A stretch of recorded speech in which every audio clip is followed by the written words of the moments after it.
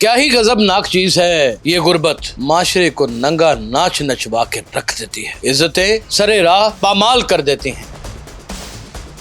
لاہور کی ہیرا منڈی کہا جاتا ہے کہ ایک وقت میں ادب اور تہذیب اور آرٹ کا گہوارہ ہوا کرتی تھی، یہ غلط کہا جاتا ہے۔ اس وقت بھی اوباش لوگ وہاں پر رقص و سرور کی محفلیں جمایا کرتے تھے۔ نہ صرف رقص و سرور کی محفلیں چلتی رہیں بلکہ یہ اتنی ماڈرنائز ہو گئیں کہ یہ چکلوں میں کنورٹ ہو گئی۔ چل چل خدا کی قسم پیسے پالا جیب ان نظروں کو یہاں سے دیکھے۔ کیا ہی غضبناک چیز ہے یہ غربت، معاشرے کو ننگا ناچ نچوا کے رکھ دیتی ہے، عزتیں سرے راہ پامال کر دیتی ہیں۔ بولتا کالم ود یاسر شمون کے ساتھ میں یاسر شمون خان آپ کی خدمت میں حاضر ہوں۔ ناظرین، اب کسی بھی دور میں چلے جائیں، غربت نے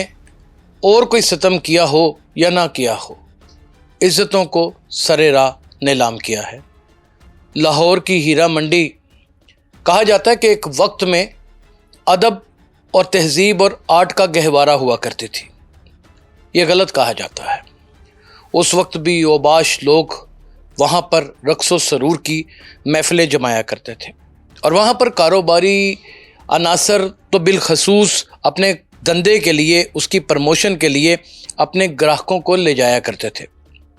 کہ یعنی کہ معاشرہ پیسے سے پیسہ کھینچنے کا روایت کا تو ایک عادی تھا ہی، لیکن اسی معاشرے میں کہیں نہ کہیں کاروبار کو دوام دینے کے لیے انٹرنل دلالی کا بھی ایک سہارا لیا جاتا تھا۔ 1980 اور 1981 کے دور میں جنرل ضیاء الحق کی حکومت تھی، اور غور و فکر کرنے کے بعد طے کیا گیا کہ یہاں پہ ایک بڑا آپریشن لانچ کیا جائے گا، اور ہیرا منڈی کے اندر یہ جو دفاتر ہیں جن کو آفیسز کا نام دیا جاتا تھا، ان کو بند کر دیا جائے گا۔ یہاں پہ فحاشی، عریانی اور جسم فروشی کے دھندے عام ہوئے پڑے ہیں۔ اس دور میں ڈی ایس پی ہوا کرتے تھے چودھری شفقات، یہ ان کے ذمہ بات لگائی گئی، آپریشن سٹارٹ ہو گیا۔ کافی حد تک آفیسز اور کافی حد تک کوٹھے اور مجرے خانے بند بھی ہوئے، لیکن کافی عرصہ یہ سلسلہ جاری رہا، اور پھر ایک وقت آیا کہ ٹائم ڈیسائیڈ کر دیا گیا کہ رات 10 بجے سے لے کے رات 1 بجے تک یہ آفیسز لگا کریں گے۔ دو روایتیں اس میں ملتی ہیں، کچھ لوگ کہتے ہیں 10 سے لے کے 11 بجے تک، لیکن یہ ممکن نہ تھا کہ 1 گھنٹے میں کس طرح سب کچھ ممکن ہوتا، اور بازار حسن سجا کرتا تھا۔ اور وہاں پر میں نے اپنی آنکھوں سے بری جوانی میں، اس وقت بھی میں رپورٹنگ کے شروع کے آغاز کے دن بتا رہا ہوں، دیکھا کرتا تھا کہ آفیسز سجے ہوتے تھے، اور رقاصائیں دروازے کے اوپر کھڑے ہو کے اشارے کیا کرتی تھی، اپنے گراہکوں کو بلایا کرتی تھی اپنے کوٹھے کے اوپر۔ یہ سارا منظر میں نے اپنی آنکھوں سے دیکھا۔ دیکھتے ہی دیکھتے یہ معاملہ بھی ختم ہو گیا، اور وہاں کی تمام تر رقاصاؤں نے، یا اقبال ٹون کا ایک بڑا معروف بلاک ہے نیلم بلاک، اور پھر بہت سارے مختلف بلاکس، اور پھر جوہر ٹون، اور پھر مختلف جگہوں کے اوپر ڈی ایچ اے، دور دراز علاقوں میں، تب ڈی ایچ اے میں بہت کم لوگ رہا کرتے تھے، انہوں نے اپنی کوٹھیاں بنا لی اور ماڈل ٹون میں بھی اپنے بسیرے کر لیے۔ رقص و سرور کی محفلیں ماڈرنائز تو ہو گئیں، لیکن رقص و سرور کی محفلیں بند نہ ہوئیں۔ نہ صرف رقص و سرور کی محفلیں چلتی رہیں بلکہ یہ اتنی ماڈرنائز ہو گئیں کہ یہ چکلوں میں کنورٹ ہو گئیں، جسے انگلش میں آج کل براتھل ہاؤس کہتے ہیں۔ آپ نے دیکھا ہوگا ایک تجزیہ نکار ٹوٹا پجا بیٹھا ہوتا ہے، اور مائک کی جانب دوسرا وہ اینکر بیٹھا ہوتا ہے جسے نہ ہی علم و ادب کے ساتھ کوئی سروکار ہوتا ہے، اور نہ ہی crime, organise crime, establish crime اور انویسٹیگیٹو کرائم رپورٹنگ کی ایک دمڑی کا بھی علم ہوتا ہے۔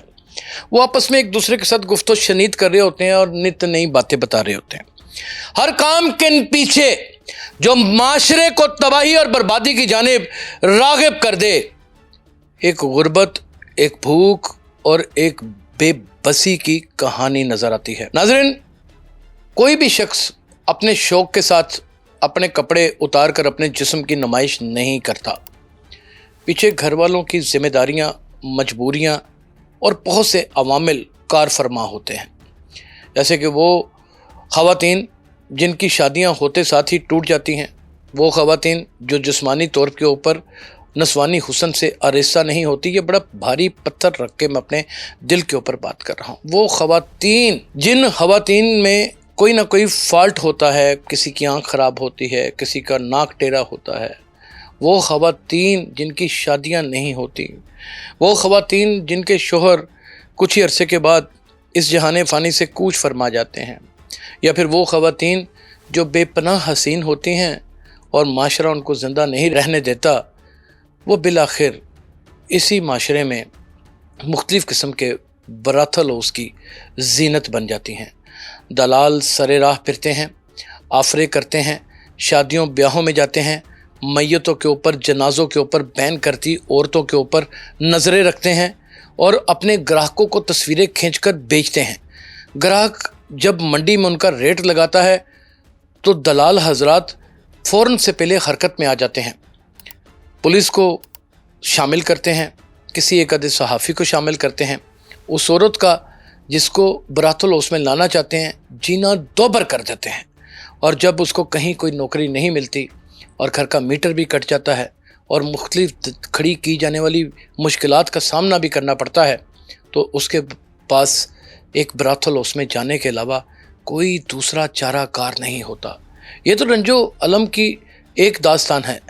ہزاروں نہیں لاکھوں داستانیں ایسی ہیں جو اسی مائک کے اوپر بیٹھ کر اور اسی کیمرے کے سامنے آپ کے گوش گزار کر سکتا ہوں. ناظرین، نہ صرف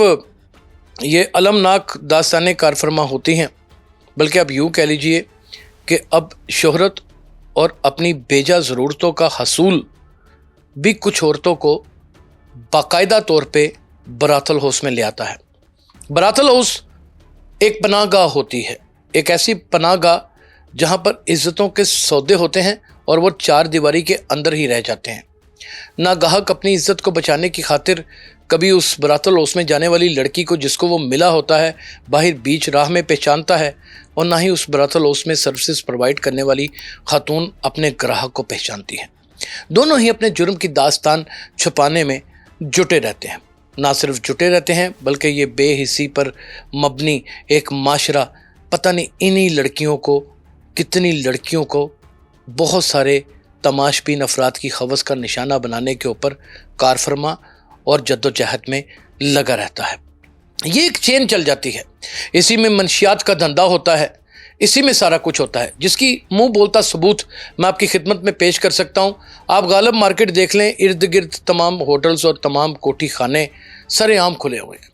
آپ مزنگ کا علاقہ دیکھ لیں، جتنے بھی چھوٹے ہوٹل ہیں وہاں پر تقریباً 50 کے قریب چھوٹے ہوٹل ہوں گے، وہاں سارے کے سارے براتھل ہاؤس کا کام کرتے ہیں. ناظرین، آپ زیادہ دور مت جائیں، بالکل ہی سی ایم سیکریٹریٹ کے ساتھ ہی تھانہ ریس کورس ایک ایسی جگہ ہے جہاں پہ بے پناہ گیسٹ ہاؤس ہیں اور وہ سارے کے سارے براتھل ہاؤس کا کام کرتے ہیں. اور ایس ایچ او صاحب جب نئے ایس ایچ او صاحب آتے ہیں تو پرانے ایس ایچ او صاحب سے جہاں پر تھانے کا چارج لیتے ہیں وہیں پر انہی براتھل ہاؤس کے دلالوں کا اور مک مکا کرنے والے عناصر کا بھی چارج لیتے ہیں، اور یہ ساری مخبریاں وقت کا محرر کرتا ہے. جتنا مرضی آپ قانون کی آستینوں میں آرگنائز کرنے والی مثالیں ٹھونس ٹھونس کے بر دیں، یہ معاشرہ تب تک ٹھیک نہیں ہوتا جب تک غربت ختم نہیں ہوتی. یہی غربت پولیس کو، یہی غربت دلال کو، یہی غربت کسی براتھل ہاؤس میں جانے والی خاتون کو، اور یہی غربت تماش بین کو بیرا روی کی جانب لے جاتی ہے. معاشرہ دلدل میں، پستی میں دھستا چلا جاتا ہے اور لوگ صرف اور صرف تماش بین بن کے یا تماشا دیکھتے ہیں تو یا پھر اپنی شادی بیاہ اور سالگرہوں کی تقریبات میں ان رقاصاؤں کو بلا کر ان کا مجرا دیکھتے ہیں.